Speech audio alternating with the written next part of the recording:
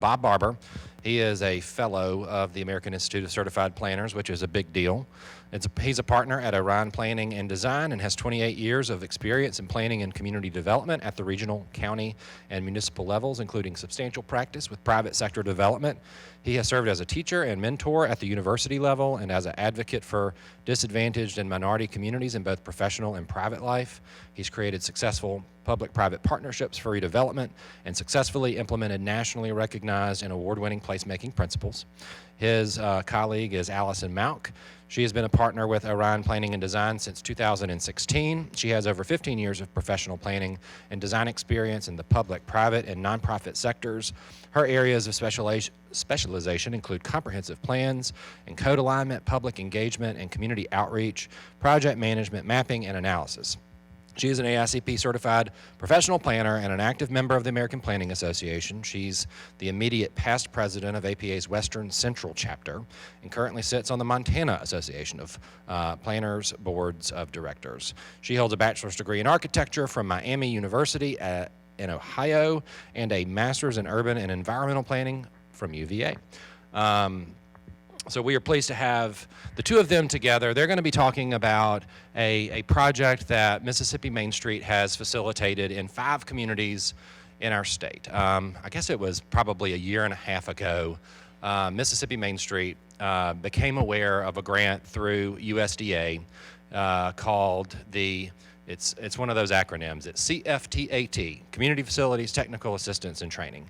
And it's funds that would enable an organization like ours to help a community plan for community facilities. Bob and Allison are going to talk to you more about what that definition is, but the thing that I would pass along to y'all as local Main Street programs is sometimes there are programs out there that that at first glance may not seem like it would be a fit for your community. This is one of those that if you read the description, it was like, I don't know that this is necessarily something that our local communities really, really need. But the more we started to think about it and sort of read into the possibilities that the grant could help pay for, we realized that a lot of what happens in Main Street communities, is led by the public sector. Our cities and municipalities have a responsibility to sometimes take the lead on investment in our downtowns. And so what these funds allowed these communities to do is to sort of develop essentially a public sector plan for community facilities. And, in talking with Bob and his team, we really wanted it to be something more than just a plan that the city would take and implement and do these things. We really wanted it to be intentional, to be a way for, yes, the public sector to take the lead, but to serve as sort of a catalyst for a private sector response. And so you're gonna see some really good ideas that came out of this planning process and some examples from some of our communities. And our hope is that you will see something that strikes a chord with you, that's something that you could potentially do yourself. I will let y'all know that pay attention to the USDA. They have, especially in the rural development program, our smaller communities, they often have funds that go unallocated. They have pots of money that they have a hard time sometimes finding communities that have the capacity to implement these programs. So in sharing this experience and this project with y'all, it's our hope that it will serve as an inspiration for y'all to potentially reach out to your local USDA office and, write a grant, get some funds to be able to do similar work in your communities. So we were pleased to have a relationship with Orion Planning and Design. A lot of y'all probably know Bob Barber, who's made his practice in Mississippi and has worked in Mississippi for a number of years. He was the planning director in Hernando. Bob and I have had a long sort of professional relationship, and so it was really a pleasure to get to bring Orion into this project. And of course, Allison and I have worked together as well on different projects, and so she's been a delightful addition to this project as well. So I'm going to turn it over to them and let them tell you about the process. So, Bob. Thomas, thanks, and welcome everybody. Thomas set it up really, really well, and hopefully you will glean from the description over the next 45 minutes or so, something, as Thomas says, that resonates with you. It was a challenge for us when we first began.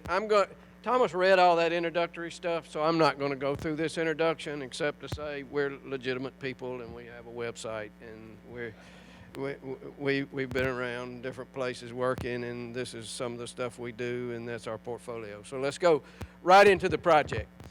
It was a challenge to think about the process because we started off with a stack of federal stuff, just stuff. I mean, it's important stuff. I don't want to minimize it, but it's expressed in a way that, golly, what does all this mean? What can we do with it? And in particular, how can we take all this stuff? This is the Federal Register of this USDA grant. This is where it's described, and then you get it to the agency, and it grows, and it's just a lot of stuff. And how can we take this and have a meaningful project for local communities that is actually not just tied to some grant that's going to go away, but we end up with a process that can be replicated and can be useful to other communities should they want to take this on. So that's kind of the challenge we had. It broke down into sort of 4 pieces, which is the way our presentation will go. We'll tell you the challenges and how we designed the program and process, and then we'll take you through a very quick tour of the 5 communities where it's been applied and describe some of the outcomes, and then we'll follow up with a few lessons learned. And Allison and I will be tag teaming back and forth as we go through. So this is the first challenge, to take all of this and to make it translated and communicated in a way that Main Street managers and their focus groups, which you'll hear about more in a moment, can grab it and understand it, and oh yes, I kind of get what it is we're doing. So this is all oriented, as Thomas said, to community facilities, and it had an abbreviation of whatever you CFPTA or some kind of something. We were given constraints to deal only with public properties. We're not dealing with private properties, hence the notion of public development momentum with public investment catalysts. So these are all the things that we're sort of addressing. In particular, in a downtown context, it could be healthcare, parks, educational services, museum, whatever public facility may be in a community. So taking all of the stuff, the multiple pages of rules and regulations and we boiled it down to what we branded as Envision Connect, because we are trying to envision public investments as they can be, and once implemented, how will they catalyze or spill over into the private sector and generate investment there. That's our whole objective, so that we get a targeted strategy for achievable near-term projects. Now, the second challenge, once we get it kind of branded and understand overall what we're doing and translate that, is to design an effective process for doing it. What is the process going to be? We work with the Main Street community to get a targeted investable strategy that's achievable, et cetera. So in these 4 steps is the way we sort of laid out the process. We wanted to anchor it in the concept of a community catalyst, which we'll mention more about in a moment. We want to assess broadly the market trends. What we're doing has to be connected to market reality and the real circumstances that are at play in a community. So we're not just dreaming stuff up that has no chance of ever being implemented. Thirdly, a critical component is engaging in a significant way the local community. And by that, we had a focus group, and we'll describe that in a moment. And then fourthly, how can we, in sort of a blitz, very intensive, very compressed time frame, in this case 48 hours, generate a strategy that's real and that's embraced and that achieves results over time. So that's what challenge number 2 was. In terms of community catalysts, what we're talking about here, we describe it, and one of the prime examples I use over and over and over again is the Tanglefoot Trail, and this is downtown New Albany. So New Albany and its three-county area, Union and Lee and Pontotoc, I believe, or several others, joined together to create the rail trail project, the Tanglefoot Trail, which some of you may be familiar with. The trailhead runs right up into downtown New Albany. Now, based on that public investment at the time, I think it was about $7 million to generate the trailhead, or to generate the Tanglefoot Trail. Everywhere there's a red dot, and I'm about 6 red dots shy now because I monitored it for a while and I stopped monitoring it. All of those indicate a downtown rehabilitation or reactivation of dead space. And if you know New Albany now, it's at capacity, it's filled up, it's bubbling with energy, and a lot of it's due to the catalyst of Tanglefoot Trail. Now, that's not the only kind of catalyst. There are tons of other things, but it's a public investment that generates that kind of private spillover that we're talking about. And then also providing for, when we do this, envisioning what reinvestment means. This is a Greenwood project we did some time back, but just revisioning through visual simulation, which I'm sure many of you have done, utilizing this to understand what the catalyst can and do for the downtown area. And then another part of it, so this is Envision and Connect. The other aspect of it is once we get particular on-the-ground catalysts and specific sites, how are those places connected? In this illustration, this is actually a project we did in northern, up in, on a Native American property in northern Michigan, but it's only intended to illustrate taking a downtown catalyst here and connecting it to other parts of the community by means of a trail, and then re-envisioning how that can be. Now, that's a lot of pretty pictures. It's got to have implementation associated with it, which we will get to in just a moment. Now, I said there are 4 challenges. Those are 2, and this is challenge number 3. Do you want this one, or you want? I was going to stand up here just Okay. put my coffee down. But I was told that I had to push the green button, so the green button's not coming up. So my plan may be foiled. Okay. All right.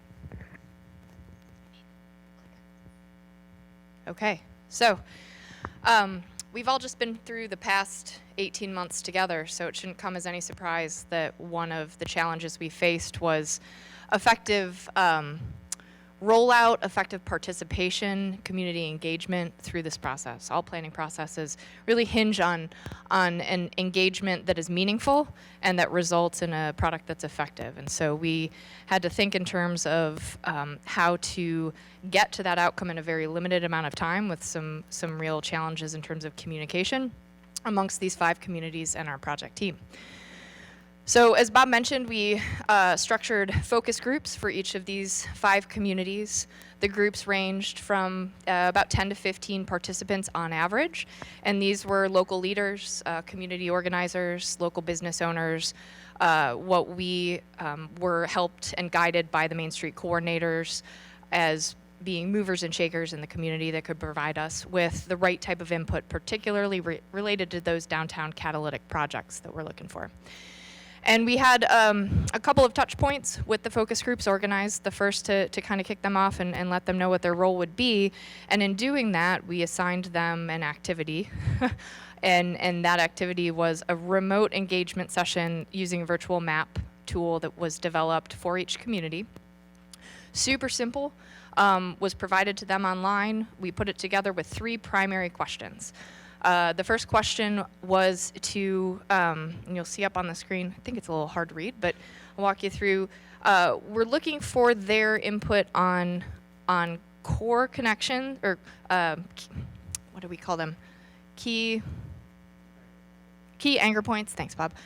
Key anchor points and then connections. So thinking in terms of the public infrastructure Bob just ran through and those catalysts, where those locations were. You know, of course, we're coming in from outside the community. We have a very limited amount of time, and they're going to be our best source of information. So we were asking them to put points on a map and then rank those points in their own opinion based on their own experience on whether they were a high priority, mid priority, or low priority project, just to kind of see where everybody was congregating around in terms of importance in their community. This tool was incredibly easy to use and was developed through ESRI, the online mapping software that's now really readily available. So it was as simple as having them drop a pin on a map, assigning a name and some comments to it, and then identifying that priority level to it. All of that information was downloaded by us and synthesized into a very simple map that provided all of those points, and we could look at them and kind of see where, again, those priorities were starting to align. So this was truly sort of our foundation for beginning our work with the community when we approached and were on the ground. Each project included a very intensive 2-day charrette process. So taking all of that input from the focus group, we evaluated it, created kind of a list of projects to start from, and then descended upon each of the 5 communities for 48 hours. And that was 48 hours of very intense work where we were basically holed up as a team for 2 days. We met with the focus group, we met with other respected leaders, but we were mostly doing work on the ground to sort of ground truth the projects and understand a little bit better from our perspective where some of those priorities might shift and where we could expand the lens and focus based on our professional expertise. Each of those 2 days intensives would conclude with kind of a report out where we provided the focus group and other members of the community with an initial assessment based on our time with them and on the ground, and has led us to this point where we're now in the throes of finalizing all of these reports all at once, which is really fun. So one key point that I'll make is in doing all of this work, preliminary and on the ground, we really wanted to emphasize that the plan, the strategy needed to reflect current market conditions, current demographics, really understand, you know, the nuts and bolts of how a community exists, unfolds, develops, grows, declines. And so that was a real focus for us to understand, specific to each community engaged, kind of what their population was doing, the demographic makeup, age groups, where you were seeing losses, where you were seeing growth in different age groups, and what that meant for the local economy that we're trying to catalyze here. Particularly related to job growth, inflows and outflows for both the community as well as the counties was something we looked at to provide us with information on what was happening in real time on the ground. Transportation, trips per day, in terms of connecting, again, some of those key anchor points, and seeing sort of how that circulation influenced kind of visitation and people's movements through cities. Economic leakage, we looked specific to each of the 5 communities on kind of where they were losing business, where there was opportunity for growth in terms of especially that downtown core. And then related to that, looking at vacancy rates. I can't remember if Bob mentioned, but you know, our general boundaries were the Main Street districts. A lot of those were historic districts, so there was overlap there. And so we had a great inventory of, buildings and structures, and would basically ground truth while we were in each community, walking around and identifying which buildings were vacant on the lower floor and the upper floor to better understand the square footage we had to work with and how we might sort of influence or make recommendations that was really truly specific to what was happening on the ground. So the fourth and final challenge, which is probably the biggest one, is how do we synthesize all of that information into a very targeted and effective plan that means something, that's going to be useful for the communities, and really looks in a focused way on the Main Street and downtown core in terms of catalytic projects. So, as I mentioned, all of those inputs from the focus group were converted into this project list, which corresponded to a map, but that map was our point of beginning, and then through the on-the-ground process, charrette process, it was further fleshed out into, and you'll see examples when we start walking through the communities, a more robust project priority strategy that was organized in many different ways depending on the community. It was uniquely developed for each community, but started there to get to there. And for all, this is kind of where we ended up with a ranked project list based on all of those inputs, looking at not just key projects, the highest priorities, because sometimes you have a high priority project that is 10 to 15 years out. It's something you might start now, but you're not going to complete for a decade or more. And so there's other projects that might be lower priority that you can start immediately, and in terms of low-hanging fruit will accomplish a lot of good in the interim. So we were looking at that balance as well as just, what's the most important today in your mind. And this is just this, again, for each of the communities, that considerable input that we received while on the ground was really key to, coming up and with embedding those project lists. So I think we're going to walk through one by one. Bob, you want to take away Colombia? So that is the underlying structure of the process to create it, the challenges for getting it done. And again, we're wanting to come away with an effective, results-oriented strategy that has a shot in being implemented. So we're going to take the next few minutes and just indicate what the results were for each of the communities. Bearing in mind that we're doing this in an exceedingly compressed time frame. We're 2 days on the ground, and we have a few days of prep time prior to. So we'll start off. Our first community, God bless Colombia. Is Colombia in here? We got to experiment on them, so they were the first. If you're familiar with Colombia, it means you went to Colombia, because you don't go to Colombia unless you're going to Colombia. You just don't stumble across Colombia. And so Colombia's right over here, down. It's a little bit mislocated there on the map, but it's in that area. They have what was quite unique. We landed in Colombia in February, and they were just taking down the ice skating rink. They have downtown ice skating over Christmas in Columbia, Mississippi, that draws thousands of people to their downtown. It's extraordinarily unique and was a surprise to us. Columbia, as their group began to identify its key catalytic projects. Now we're trying to teach the principle of community catalyst. What can you do that is an investment that will create a spillover effect in the private sector that has major impact?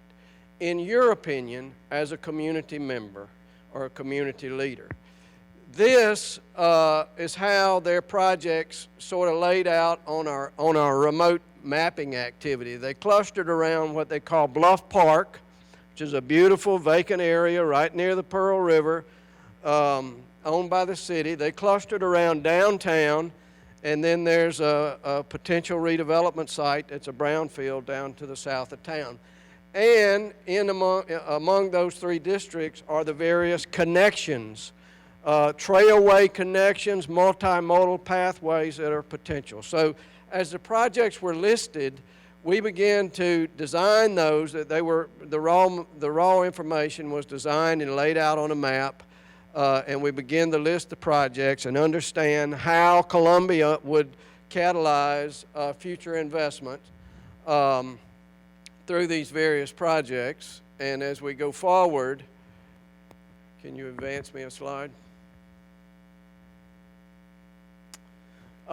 We clustered, again, as I mentioned, downtown. Downtown, retrofitting it. Whoops, I'll go backwards. Go back.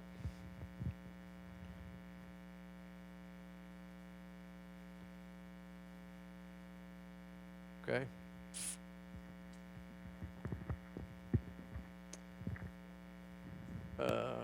I've lost my place. So, all right, go to the next, go forward a slide. Those projects ultimately settled on Bluff Park, which I mentioned, and regreening the courthouse square. So we simulate regreening the courthouse square, and we begin to look at the circulation patterns. Each of these dots represents a project. It's keyed to a matrix. And go one more forward. I'm trying to get to a photo simulation. We did a drone fly over the community and ultimately get to a town square design. Where's our tech guy? There we go. All right. So we begin to regreen the town square and conceptually design, realign the parking lot. This is associated with the community has identified the project. And ultimately, if you'll click one more,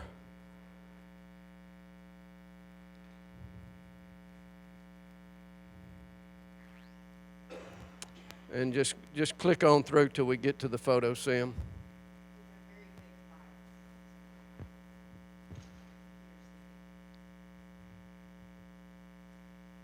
Okay, stop right there for a moment. So we begin to photo sim, redoing a building here. This was a project, how we're going to regreen the town square, and then the trail connections that I mentioned earlier, and we're not in Boonville, so we go back one. And the ultimate outcome of this district and these trail connections is that the greening of the courthouse square has been funded. That's what I'm trying to get to. They've started the funding mechanism for the courthouse square, and there's also a funding request likely to be successful to connect Bluff Park, which was shown on the map, down to the courthouse square. That's where I'm getting to. So the catalytic projects then, once those elements are completed, the city can reasonably expect private investment to fill up their vacant downtown spaces and begin to spill over into the private sector. All right, so our next community is Moonville, and hopefully our slides will go faster. I'm going to hang out back here just in case they don't. So we're Colombia organized around those three very distinct districts. Boonville, we got to Boonville and we started to look at what the community was all about and its existing downtown and kind of that relationship to the Northern Mississippi Community College, and began to realize that, you know, Boonville, shockingly, is a unique place, unique from Colombia. So each of these communities, I mean, I'll reiterate that each one came out with a very distinctly different focus than the other. There's some overlap, but for instance, in Boonville, you have a downtown that has a significant amount of vacancy, particularly in its first floor commercial environment. Which is strange because it is technically a college community, and we knew from speaking with our focus group members and with Lori at the Main Street Association that there's a ton of activity associated with the college in terms of softball and recreation and pulling people in from all over the state. And we were just like, where are they going and what are they doing? They're clearly not coming downtown. The numbers do not show that they're supporting downtown. And so that's a huge break between two really significant resources that Boonville has to build on. So our focus began in looking at how to better connect. And do any of you know Strava? Any of you use Strava? Okay, so Strava is this really great techie program that you can, if you're out biking or walking or running, you can join, and then it takes all your data. And for planners and nerds like us, we can download that data and use it to inform a planning process to see where people are actually moving on foot or on bike. So it's like a transportation planning tool for multimodal. And just in looking at that real unrefined data, we started to see that, gosh, people are moving all around and between the college and downtown. If we could get them to stay in that little red circle, wouldn't that be great? Wouldn't that be a huge opportunity for redevelopment and economic development potential in downtown Boonville? So correlates with some trail usage, some numbers that were produced, and just further support the need for that connection. And so our project map started to look a lot different. Boonville actually felt pretty consolidated. It was just that connectivity between the blue block to the north, which is the college, and you'll see there's recreation fields off to the west, just outside of the red area. But yeah, there's a stadium there. But how do you more effectively move people to and through that blue block and the downtown core? And you'll see there's a ton of catalytic projects identified in that downtown core, but the connections became really integral to our conversations there. Additionally, Boonville has a great opportunity in their old hardware store. I don't know, any of you who've been there might know this building. It happens to sit immediately adjacent to a small parklet, which is privately owned but leased for public use. And they're doing great things in this little parklet. They've got cornhole, and they're playing music, and it's actually a real neat gateway element adjacent to the hardware building, which is publicly owned. So we looked at that as a real opportunity for a catalyst project, because you've got a publicly owned building next to a public space in an area of the community that has some real funky circulation issues. So we were looking at entrance into Boonville's downtown core from the primary highway, which, what's the highway number, Bob? From the main highway that runs north-south through town there, how people are approaching downtown, what their entrance point would be, how that looks and feels. And that triangle, that green triangle, started to feel like an obvious place to really expend some energy and to look at opportunity. So similarly, we started to look at what would happen if you transition some of those one-way streets that surround that triangular park into two-way streets, and even closed one. And you can see, Bob, if you use the pointer, that massing block, that tan block to the left there, that's the hardware store building. And again, remember, we're doing this in 48 hours, so this was all produced in like a day by our graphic design lead.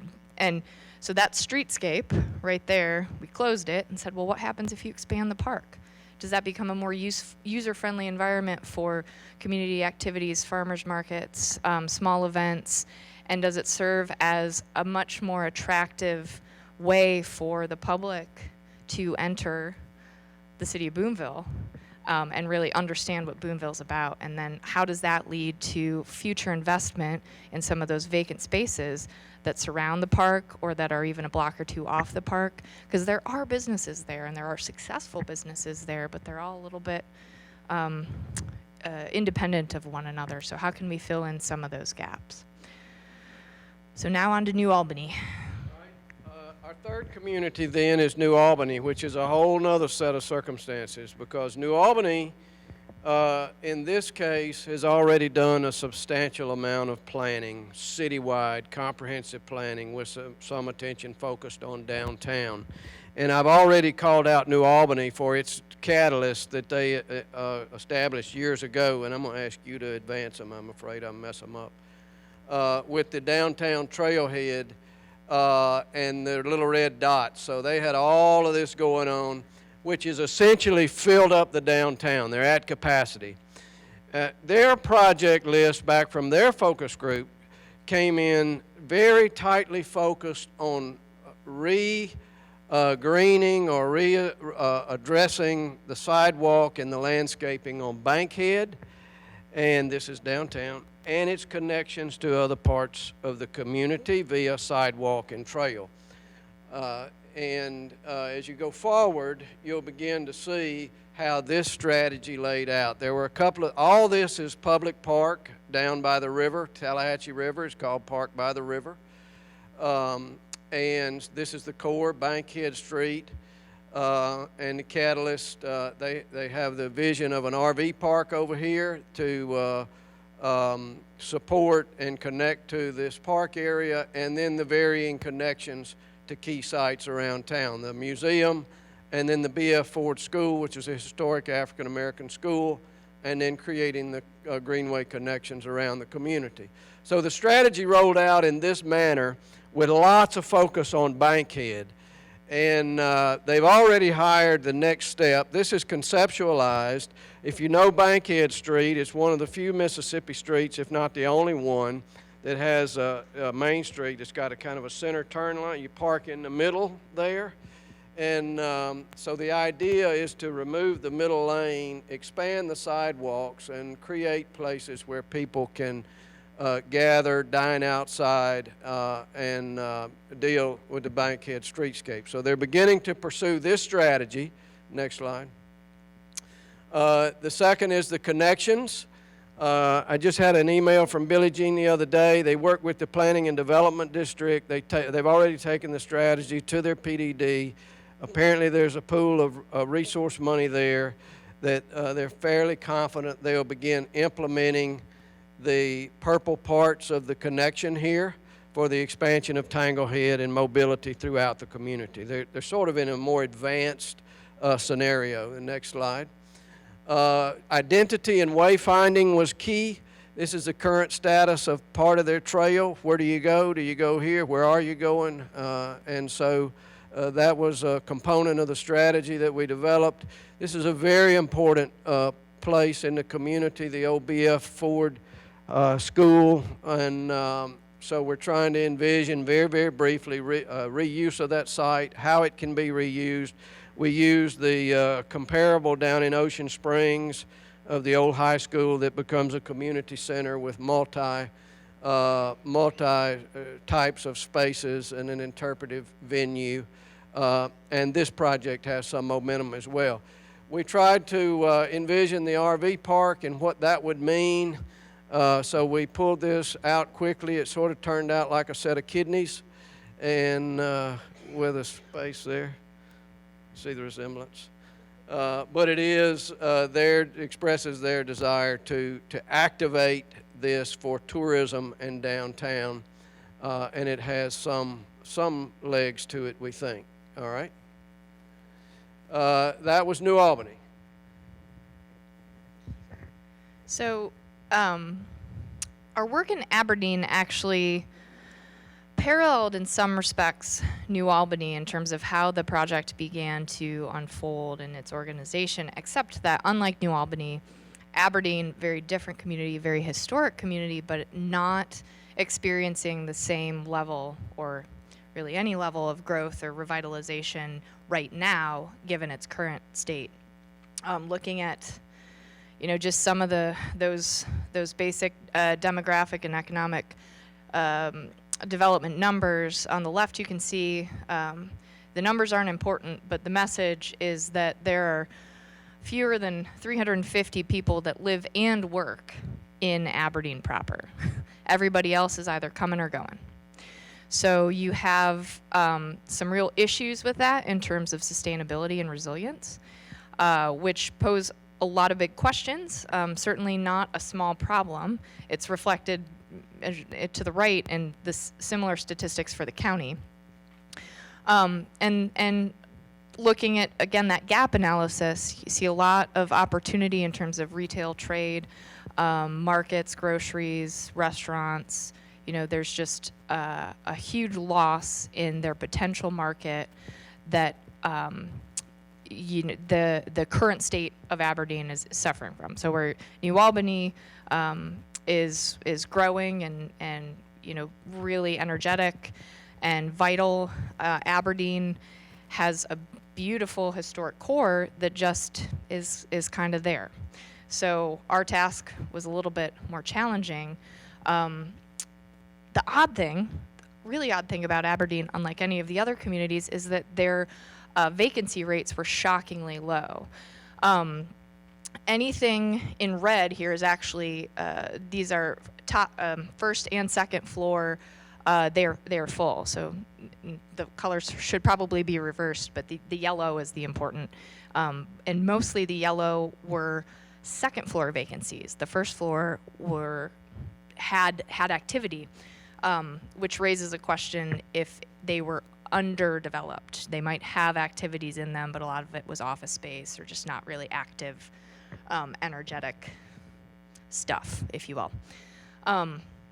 So we started in our conversations to focus not only on this core, just because of the nature of the numbers we were looking at, but also from our focus group inputs, the northwest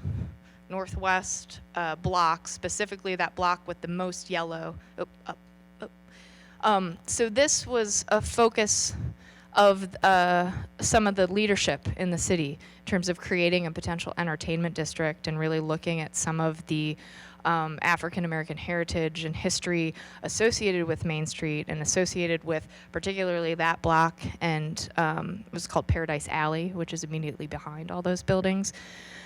So that became part of our conversation in Aberdeen, and where the strategy, okay. So the strategy for New Albany that Bob just went through was focus on the core, and then you have sort of these ancillary components and then the connections. Not unlike Aberdeen, but Aberdeen started to feel more like a wheel, where you have your core, you have your hub, or you have your core, which is downtown. You have these hubs, which in Aberdeen are some really beautiful recreational amenities. You have Blue Bluff Park to the north, which already has what Bob was talking about in New Albany, an RV park, a campground, boat launches, a lot of visitation. No way to get those people from that park into downtown, and no reason to. And then they had another park on the south, which the name is escaping me, but so they have a ton of really high quality amenities, no connection to downtown, and no real drive to get there. So we started to sort of focus our organization around that, with a high level of importance placed on that Main Street, and particularly that block where Paradise Alley occurs.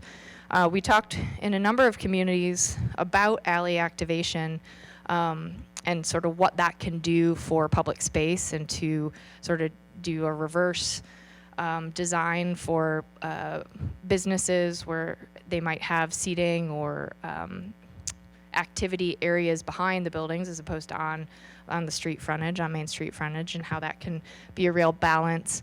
But certainly one can't happen without the other, so we were looking in tandem at Main Street beautification, again, similar to New Albany, and how that could support a reactivation of that alley.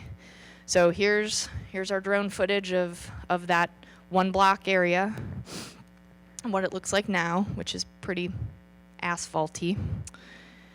And what it could look like with some really simple landscaping, policy directive, some bulb outs, some beautification.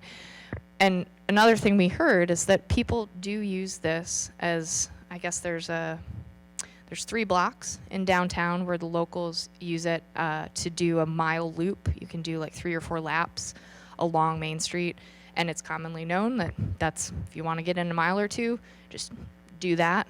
How great would it be if we made it pretty, if we made it comfortable, and if we, drew in some more business? So as they're literally making laps, they are lapping your store, they are lapping your coffee shop, they are like that starts to re-engage and revitalize a little bit. So at the east end of Main Street, one of the hubs that we identified was actually the Main Street office, which is a renovated depot, which happened to be conveniently adjacent to an abandoned rail line. And we were like, why isn't anybody talking about a rail to trail connection? Because this literally goes straight up and could connect to Blue Bluff Park with the right planning and right conversations. And wouldn't it be great? They're already doing a lot of activities at the Main Street office. They've got this lovely outdoor patio. They have a farmer's market there. Wouldn't it be awesome if you could somehow get the people at the campground to walk or bike? It's just over a mile. To come down to the farmer's market, and then you're connected to Main Street. And what does that start to look and feel like? And there's this huge opportunity right there that is currently underutilized. So again, looking at connections to some of the core elements that exist in the community. All right. To wrap up and conclude, this is the last community. We'll run through it quickly, and then we'll talk briefly about implementation, and then some of our what we hope will be takeaways in your time spent with us will be profitable. So the last community we just completed a couple of weeks ago is Water Valley, and very, very interesting circumstances. Allison, I'm going to ask you to advance. Water Valley is an exceptionally stable place. It's not, we can't say it's really growing, it's because it's not, and it's not declining. It's just a stable thing. It's just there. And so we take note of that in our economics, and we describe that and try to figure out what that means. However, on the other hand, they're losing tons of money. Everything in yellow is leaving the community. Tons of money. And of course, as you know, the circumstances of Water Valley, a lot of that money spent in Oxford, just 20 miles to the north. But nonetheless, it represents loss. Hence, I tried to make a joke here. Whoops, go backwards. I wanted my joke. Leakage in Water Valley. That's the funny part. All right, so we examine that, and then this will start to look familiar with you now. We kind of do a quick downtown analysis. What's vacant? What space do we have to work with? Because that's potential activation, and what public piece is going to activate that space. Well, the projects that we were given in Water Valley, and recall, we're sort of handed the community's priorities. They clustered around, there is a park, downtown park, right here. It's Main Street. It's a tremendous railroad heritage in Water Valley. And this is an old rail line that runs through town. And so a lot of the projects cluster here with a couple of redevelopment sites on the side. So we began to strategize with this. And these are our redevelopment sites, thinking that the community is not growing, and the city owns some tremendously attractive property right here. Why can't that be a redeveloped, a city-sponsored redeveloped site of some sort for needed housing in the community? One of the reasons there's not growing, there's nothing to buy. You can't buy a house in Water Valley. Nobody's building them. So here's an opportunity here on the redevelopment side, and then they have an old powerhouse down here that we took a look at for a city-owned as potential venue. But in particular, we began to focus on this downtown park, right in the heart of downtown. One of our team members discovered the now gone, it's just a field now, but this is the old turntable for the railroad. And this is he got it off the internet somewhere. This was the impression of the turntable, the railroad. And we thought go backwards one, we thought it would make a fantastic, there's no coherent branding in Water Valley. This begins to give ideas for branding and a coherent, cohesive way of marketing the community. We thought it was interesting, and then it began to show up as we took a look at this central park and redesigned this tremendous opportunity. This is a railroad museum. It's all asphalt now, regreening. These themes will be familiar to you, but you'll note in here that in the park itself, we replicate that old that turntable for the railroad. And then these spaces become sort of temporary, either restaurant or a little maker space. As you can see there, food truck type venue in the park to activate this park area. Here's a kind of the temporary item there. One more. And it's at a certain point we animated this, and I hope it's this slide, and I hope the slide works. We just do an animation. I think you just click it maybe. There we go. This is just about 10 or 15 seconds. We also animated New Albany. We had that, but we're just showing this one right here. So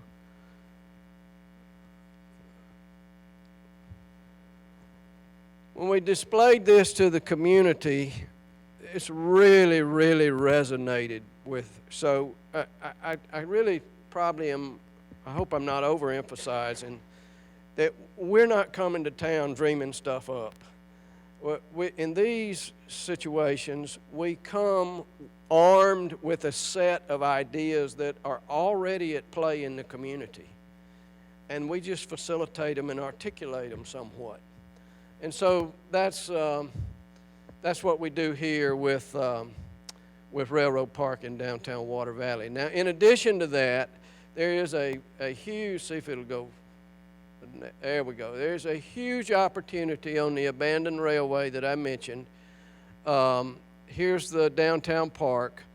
Here's the abandoned railway. It still exists. It goes all the way to Oxford.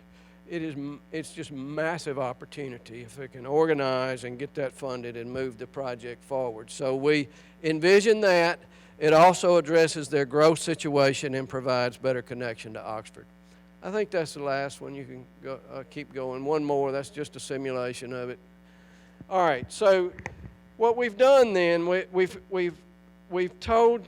How's our time? 15. We'll take 5. We'll wrap in 5, and then we'll have a conversation, if hopefully. So what we've done then is we've tried to demonstrate taking a pretty bureaucratic, unattractive program, unattractive in the sense that it doesn't generate much excitement on paper, recrafted it in a way where the objectives are met, but a local community and a group can wrap their heads around what we're doing, trying to put it into a process that is applicable and can be replicated and achieve results. Those are the 5 results. Well and good, it's got to be implemented. So each of these projects comes with a tailored set of implementation measures, and they're provided in 2 categories. One is capital funding. It takes money to build this stuff. Where's the money going to come from? And so that's detailed. And then also there is what we call a softer side of implementation, which is risk mitigation. And I think I stepped into your conversation. So it gets very technical at the end, but we begin to identify the sources of the money. Where's the money? Go to the next slide. What is the program description? How much is out there available? And who is the contact person to try to prime the pump? Now, it's up to the local community to work this list, and most all of them are working it, and it is productive. And this stuff changes all the time. It's static for about a month, and it's all going to be different. But nonetheless, it provides direction and immediate connection to resources. So we got a strategy that resonates locally. We got capital funding sources, and that's just one page out of about 10 or so. And then we have what we call risk mitigation. Hold that slide. What we call risk mitigation or soft side. So if you put that trail in town, this is Colombia's circumstance. If they build that trail, which they want to build, and they have a zoning code that was built in 1970s that allows junkyards to be established beside it, which is the case in Colombia, what have we done? Wasted money. So not only do you have to build the capital facility or the public facility, you have to mitigate the risk and provide appropriate support and public policy that will support it over time so that it is lasts. We call that risk mitigation.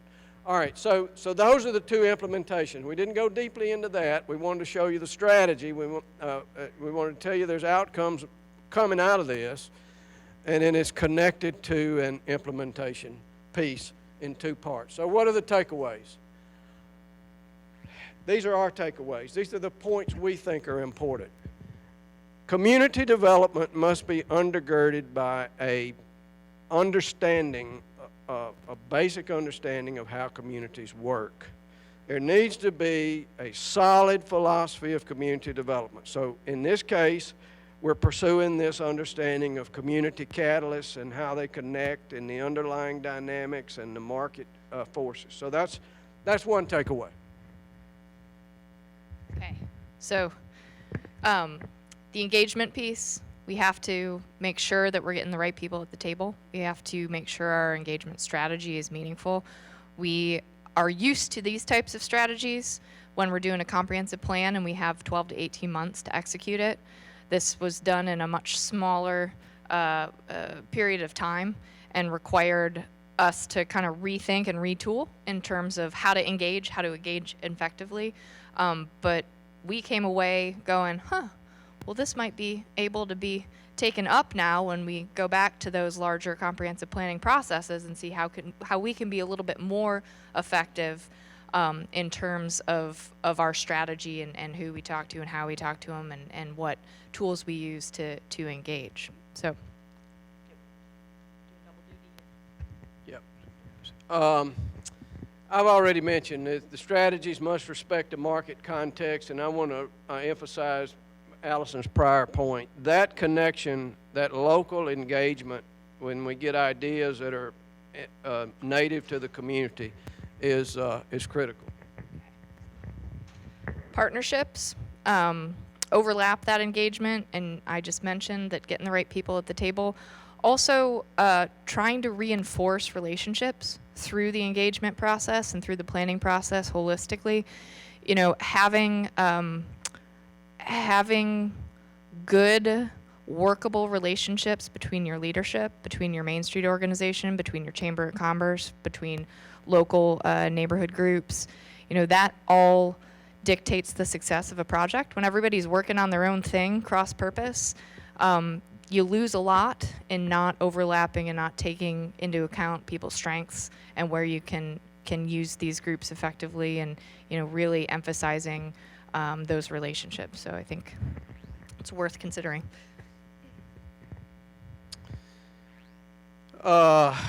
Yes, targeted process, focused results. We tried to have a very tight and specific target. I think that takeaway is sort of self-explanatory. Yeah. I feel like I'm in kindergarten, like hot potato with microphone here. As I mentioned a couple of times, realizing that we can do quite a bit in a very short amount of time. Now we're not done with it. We've got a couple more months left to go as we finalize these reports and get them out to the communities we just wrapped up with.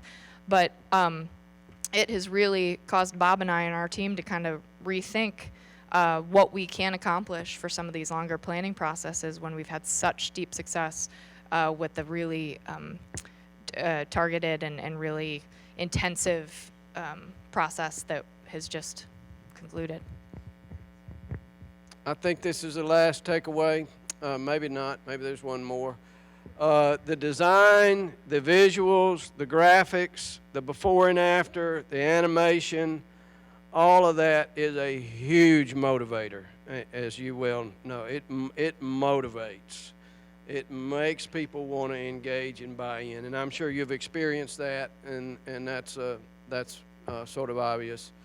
And then connecting the strategy to the potential resources, so we don't have an idea that's floating in space and nobody knows what to do with it. It's connected to resources and a way to get there. So that's our process. That's what we did. We hope you found that useful. We've got about 5 minutes left. If there are any thought processes, if anything resonated, if you have a challenge, if you have a critique, or if you have your own experience, we'd love to know about it. Questions? Comments? Yes, sir. Trey. So most of these communities were fairly small. Do you find, and probably this effective engagement worked well because there are particular people and competing interests don't really play out that much. Okay? But as you grow and get bigger cities, I imagine that becomes a little more cumbersome, and you probably get to the point where, well, they left us out.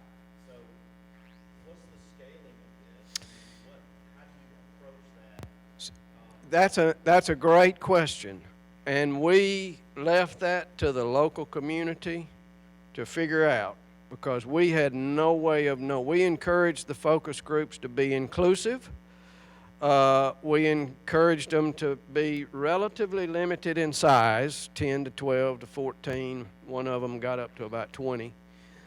And then the community knows itself best. So we're reliant on the Main Street manager to read their community and know how to pull in the right people in the right place. It's a skill. I guess most everybody in here is a Main Street manager. It is a fundamental community development skill to make those relationships function well together. Now, having said that, we did have a Zoom meeting or two that were pretty interesting. You have different perspectives on different things, and it pops up, and we work through all that. But a great question, and all of these communities are smaller in context. We're not working in 50 and 60,000, but we do have our mission was confined to the Main Street area essentially, which in most places is a smaller area. I don't know if that's helped. Sure. Yeah, so in terms of scalability, because we've got a number of projects starting up here in the next 6 months, and so thinking through the comprehensive planning process or a master planning process, what this led me to start contemplating is normally we use more topical organization, transportation, housing, the universal economic development. For a larger community, which might have more defined neighborhoods and more defined economic centers, I'm curious to know if we could scale this and if it would be successful looking at geographies and using the geography component to identify some of the more localized resources and key players and having those conversations much like this, but in multiple areas in a community of 80, 90,000, and then trying to figure out how to fit that all together in a framework. So I think it's doable.